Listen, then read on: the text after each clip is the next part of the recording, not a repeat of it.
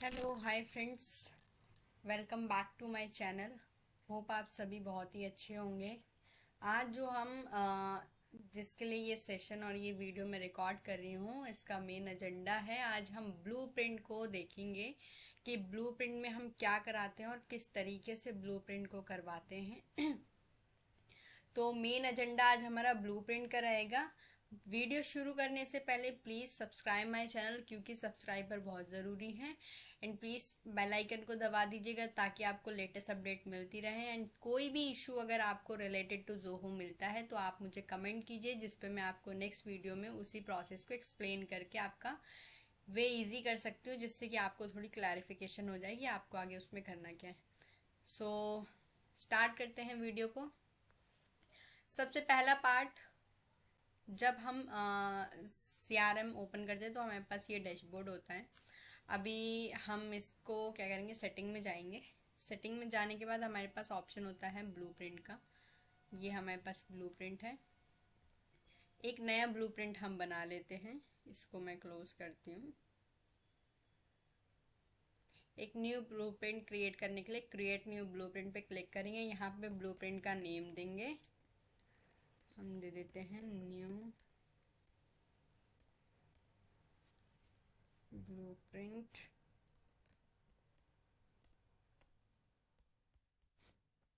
Module जो जिस भी मॉड्यूल पे लगाना है या बनाना है वो मॉड्यूल यहाँ पे सेलेक्ट करेंगे। जैसे कि एग्जांपल में मैं ले लेती हूँ, कोटेशन ले लेती हूँ, कोट्स ले लेती हूँ। इसका लेआउट स्टैंडर्ड है। अब कोट्स के कौन से फील्ड पे लगाने हैं, मुझे हमेशा जो ब्लूप्रिंट लगता है वो ड्रॉप डाउन, यानी कि जो ऑप्शनल होती हैं चीज़ें, ड्रॉप डाउन वाली फील्ड पे ही ब्लूप्रिंट एक्टिव होता है, उसी पे ही लगता है, ताकि हम जैसे उस पर क्लिक करें हम उसका स्टेटस, स्टेज या जो भी ड्रॉप डाउन में वैल्यू होगी वो हम चेंज कर सकें। तो यहाँ पे मैं कोट स्टेज पे लगाती हूँ। अगर कोई क्राइटेरिया देना है ब्लूप्रिंट एक्टिव होने के लिए तो मैं वो लगा सकती हूँ, नहीं तो लीव करके हम सेव कर सकते हैं। अभी मैं कोई क्राइटेरिया नहीं दे रही हूँ इसलिए मैंने सेव कर दिया। अब जो यहाँ पे है ये है हमारे स्टेट्स, यानी कि ये जो ड्रॉप डाउन है स्टेजेस का कोड्स के अंदर, ये उसकी वैल्यू है सारी।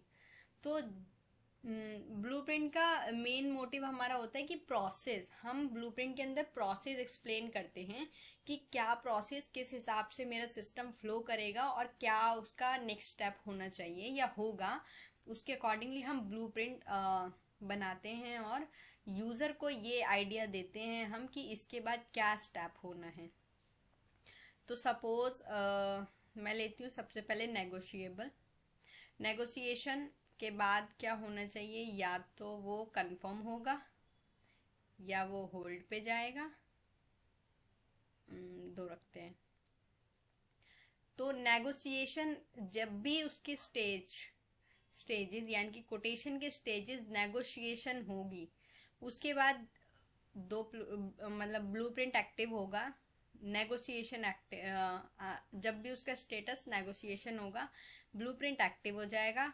जैसे ही वो नेगोशिएशन पे क्लिक करता है, यानी कि अब वो नेगोशिएशन के लिए स्टार्ट है।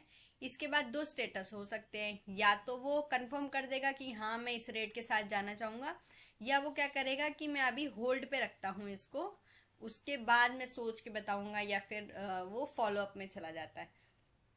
तो ये क्या है, हमने प्रोसेस सोचा कि ऐसा हो सकता है, या क्लाइंट की अगर हमारे पास रिक्वायरमेंट है तो हमको पता होगा कि हाँ ऐसा ऐसा है। तो अभी हम इसको इसके साथ लिंक कैसे करते हैं, ये जो बबल्स यहाँ पे हमें दिख रहे हैं, इस बबल को मैं इस वाले बबल के साथ मिला दूंगी। यानी कि नेगोशिएशन के ये हो गया, और दूसरा होगा हमारा, या तो वो कर देगा कंफर्म। अब ये जो रेड कलर का यहाँ पे प्लस आइकन दोनों में दे रहा है, अगर मैं इसकी कोई भी ट्रांजेक्शन ऐड नहीं करूँगी तो ये सेव नहीं होगा, जैसे कि मैं अभी करती हूँ। तो ये क्या है, अननेम्ड है ट्रांजेक्शन, इसीलिए ये सेव नहीं होगा। अब जैसे ही मैं इस रेड वाले पे क्लिक करती हूँ ये मांगेगा ट्रांजेक्शन नेम। अब मैंने इसको ट्रांजेक्शन नेम दे दिया कन्फर्म।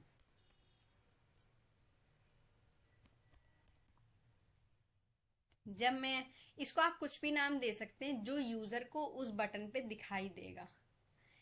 ठीक, अब इसको सेव कर दिया मैंने। ट्रांजेक्शन सेव करने के बाद यहाँ पे आपको कंडीशन दिखाई देती है, बिफोर, ड्यूरिंग और आफ्टर की कंडीशन। बिफोर में क्या होता है, अगर इसका स्टेटस कंफर्म होने से पहले कोई, अगर आपको कुछ करवाना है या फिर सपोज किसी एक पर्टिकुलर यूजर ओनर को असाइन है ये लीड, सिर्फ उसी का ही उसी यूजर के ही एक्टिव पे ये ब्लूप्रिंट एक्टिव होना चाहिए, तो यहाँ पे हम वो कर सकते हैं।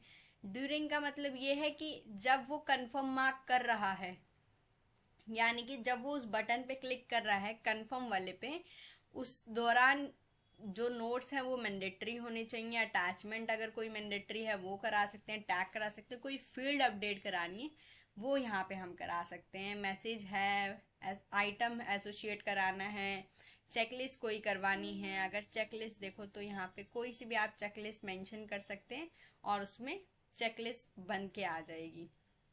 तो जैसे मैं टेस्ट ले लेती हूँ, इसको टेस्ट करा देते हैं।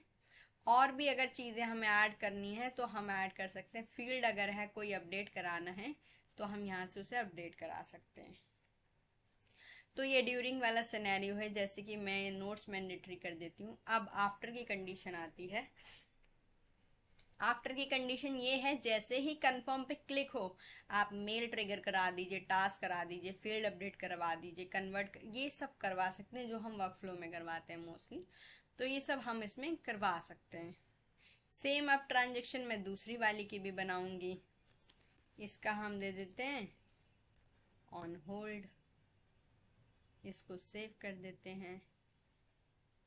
ड्यूरिंग में हमें कुछ नहीं कराना है, आफ्टर में वो विश है हम कुछ भी करा सकते हैं।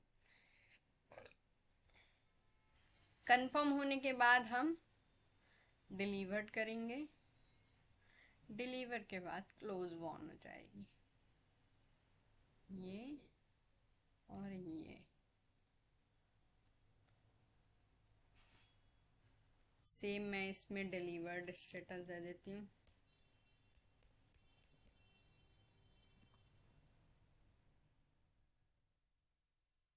सेव, इसको क्लोज कर देते हैं।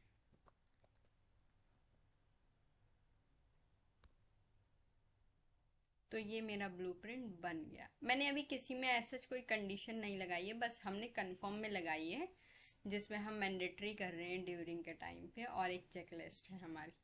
अब मैं इसको पब्लिश कर देती हूँ, सिंपली पब्लिश पे क्लिक करके। चेकलिस्ट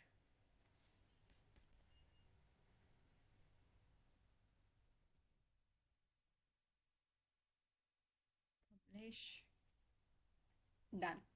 ये कोड्स पे लगी है, हम टेस्ट कर लेते हैं। अब इसको कोड्स हमारे पास ये है, हम एक कोड्स क्रिएट कर लेते हैं। टेस्ट, जिसकी स्टेज हम क्या देंगे, नेगोशिएशन और सेव प्रोडक्ट।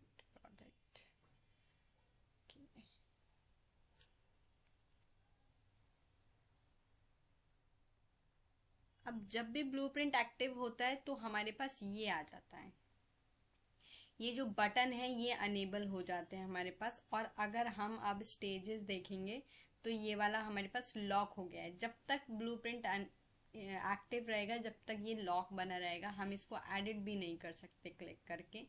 अगर आप इसको यहाँ से एडिट करें तो ही ये ब्लूप्रिंट है, इसीलिए ये भी हमारा लॉक हो चुका है। अब जैसे ही मैं ब्लूप्रिंट से बाहर आती हूँ, अब मैंने जो कंफर्म पे ड्यूरिंग वाली कंडीशन लगाई थी वो चेक कर लेते हैं। देखिए नोट्स मैंडेटरी कर दिया है इसने, साथ में एक चेकलिस्ट दे दी है। मैंने टेस्ट के नाम से एक चेकलिस्ट बनाई थी, वो इसने चेकलिस्ट दे दी है। अगर मैं इसको चेक नहीं करती हूँ तो ये मुझे नेक्स्ट स्टेज पे नहीं भेजेगा। ये आपको हाफ दिख रहा है, 50%। अब मैं इसको दोबारा अगर मैं चेक करती हूँ तो ये मेरा नेक्स्ट स्टेज पे भेज देगा। अब डिलीवर्ड आ गया, यानी कि अब कंफर्म हो गई है। तो अब हम अगर स्टेज देखें तो कंफर्म हो गया हमारा। अब अगर मैं इसको डिलीवर्ड कर दूं तो डिलीवर, इसमें हमने कोई क्राइटेरिया लगाया नहीं है तो सिंपल ये मार्क हो गया डिलीवर्ड में।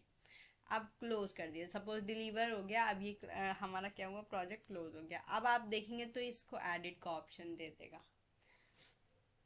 तो इस तरीके से ब्लूप्रिंट काम करता है। जब हम ब्लूप्रिंट से बाहर आ गए हैं तब ये एडिट का ऑप्शन दे रहा है। अगर मैं इसको वापस से अभी ब्लूप्रिंट में जाऊंगी तो ये लॉक कर देगा उसको, इसने लॉक कर दिया। तो इसीलिए हम ब्लूप्रिंट करते हैं कि हमेशा हमें पता होता है कि अब हमारी क्या स्टेज रहेगी नेक्स्ट, और हम यहीं से ही उसको ट्रैक कर लेते हैं। अब हमें नीचे ढूंढ के जाने की ज़रूरत नहीं है, कहाँ पे स्टेटस है, कहाँ पे स्टेज है, हम यहीं से ही सब मेंटेन कर रहे हैं एक स्क्रीन से। तो ये काम हमारा ब्लूप्रिंट का होता है। ब्लूप्रिंट में बस इतना ही आप किसी भी मॉड्यूल में लगा सकते हैं। ये मैंने एक एग्जांपल कोर्स में दिया हुआ था। अब आप अपने तरीके से इसको यूज़ करके देख सकते हैं। सारी कंडीशन जो भी ब्लूप्रिंट में हमने इसमें दी हुई हैं वो सब आप टेस्ट करके देख सकते हैं, जैसे बिफोर और आफ्टर की कंडीशन में जो लगा हुआ है।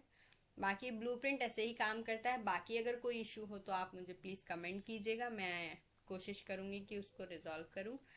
आज के लिए इतना ही, फिर मिलते हैं नेक्स्ट वीडियो में। And please subscribe my channel, क्योंकि सब्सक्राइबर बहुत ज़रूरी है। So thank you so much guys, thank you.